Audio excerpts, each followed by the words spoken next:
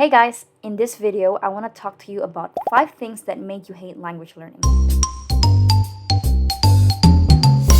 Number 1, exams. So exams, I think, is kind of like a universally hated thing. So basically, I feel that everybody who breathes in this planet dislike exams. So why is that really? Because exams usually cause a lot of anxiety and stress. And these are two negative emotions that if you associate it with a certain thing, with like language learning, with a lesson, with a situation, with a person, it makes you dislike that person or that thing that is associated with those feelings. So if all your life you've been taught to believe that you are learning a language to pass an exam, you are bound to develop this kind of negative association with the language learning. It's actually not the language learning that you hate, but it's the doing the exam. It's having to pass an exam. It's having to prove to your teachers or to your friends or to your parents that you're good enough. So these are, it puts a lot of pressure on you and it makes you not like it. So what is the solution to that, especially if you're in a position where you just cannot avoid exams? So in my work, I get to talk to a lot of my subscribers, and when I ask them what their goals are, one of the main goals that a lot of people want to achieve is to pass the TOEFL or the IELTS or whatever exam that they're doing, which is completely fair because a lot of times when they apply for jobs or for university, they are asked to give these institutions their exam scores. So doing exams is inevitable. So what is the solution to that? So the solution to that, if you cannot avoid taking exams, is to change the purpose. Instead of thinking and pressuring yourself that you have to reach a certain score to be good in English, start thinking that the purpose of doing an exam is to identify areas in which you can improve on. So it's to measure your abilities, not to prove to others that you're good enough. So of course, if you feel like, but I have to get a 6.5 for my IELTS to get into this university, so and so. What you can do is to actually do a lot of mock exams or trial exams for free on the internet so that you get a lot of practice and you won't be too nervous, stressing yourself out in that final exam where you really have to get 6.5. So first, just change the purpose for a start. So number 2 is grammar tables or conjugation tables. Let me ask you something. When you see these conjugation tables, these pictures, how do you feel?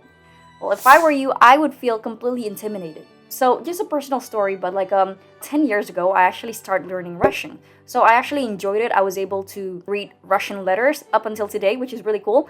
But I actually stopped learning Russian when my teacher at the time showed me this conjugation table of the Russian cases. And I got so intimidated and I got so discouraged, and then I started to question, do I really want to do this? Because it's just, it's very discouraging. Probably similar to you who are learning English and then you have to learn all of these 12 or 16 tenses and you're probably feeling intimidated. It's like, how can I get fluent when I have to memorize all of these 12, 16 tenses and try to use it in my day-to-day? This kind of learning will not do you any favor. So the solution to that would be to take it one step at a time. So instead of mechanically learning each tenses from a table, focus on the most commonly used verbs first. In English, they would be the present simple or the past simple or the present continuous.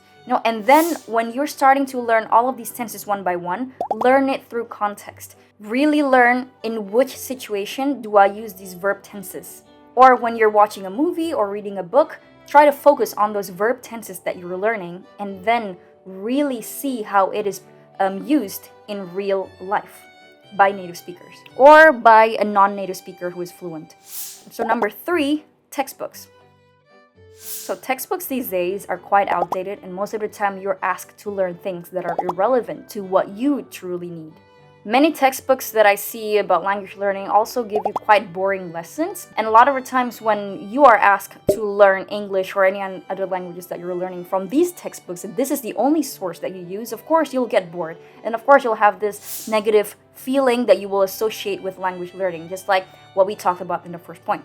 So the solution to that would be to actually learn a language from real content, from real authentic content. So sure, you can have a textbook as a supplement in case you're trying to learn what so-and-so verb tenses is used for or how to use so-and-so prepositions. But the main content, the main resources that you use to learn a language should be authentic English that you get from movies, TV shows, YouTube videos, TikTok, Instagram, books if you read books, or whatever it is. So use real authentic content to learn English, to get exposed to English, and then if you really want to use a textbook, use that as a supplement. If you're trying to do some exercises or you need extra explanation on a certain grammar point or anything else really, so that would be the alternative.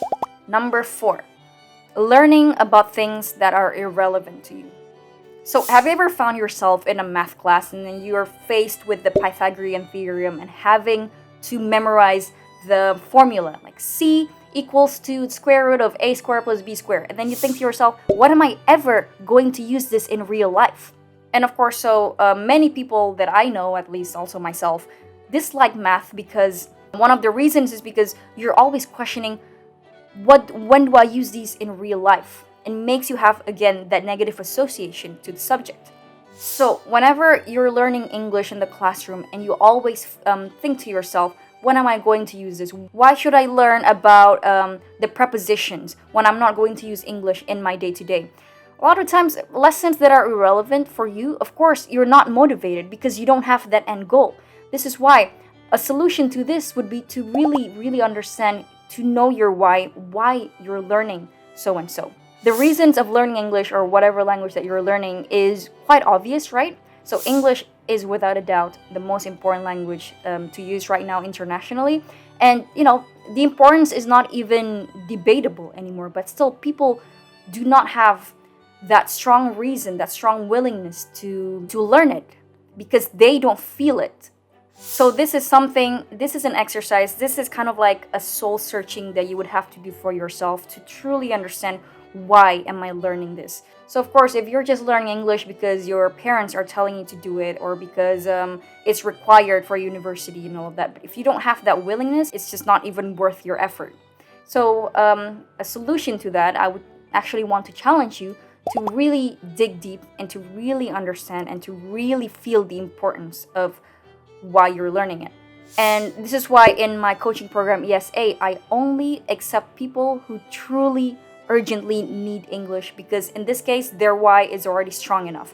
I can be talking endlessly about the importance of English, I could really push it onto you, but whether or not you are receptive to it, it's on you to believe that yourself. I can't really do anything to make you believe, it has to come from you.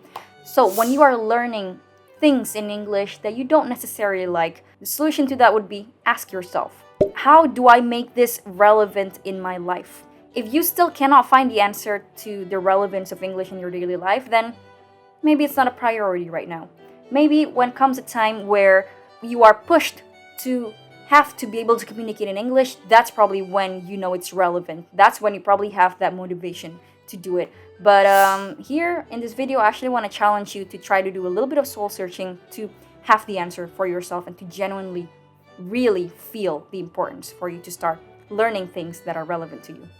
Number 5, and this is the most important thing that make you hate language learning, it's bad teachers. So what are bad teachers really? Bad teachers are usually teachers who don't really inspire or motivate you to get better at their subjects. So this could be like, let's say, teachers who make you feel dumb, teachers who ridicule you, teachers who only criticize you destructively instead of giving you constructive feedback on the mistakes that you do, or teachers that are incompetent in what they do.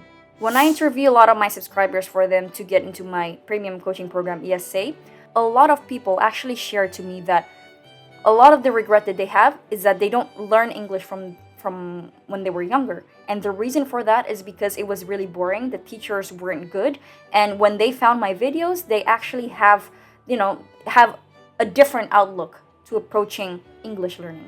So a good teacher that can motivate you, that can inspire you, that can open you up to a new way of learning, teachers that can explain complex things in a way that is very simple and easy to understand, those are good teachers. So what happens and what if you're in a situation where you're taking a language course and you don't like the teacher?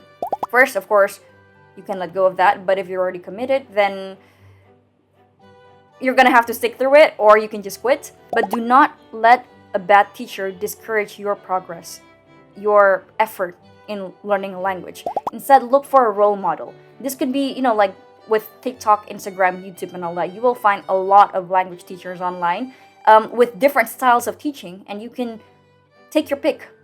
And a lot of times, they're available everywhere on the internet for free. So choose a teacher or a role model or like a language influencer that fit your liking. So if you guys are watching my videos, maybe I could be your role model. And instead of going to classes where the teachers don't really inspire you, you can simply, keep watching my YouTube content for free.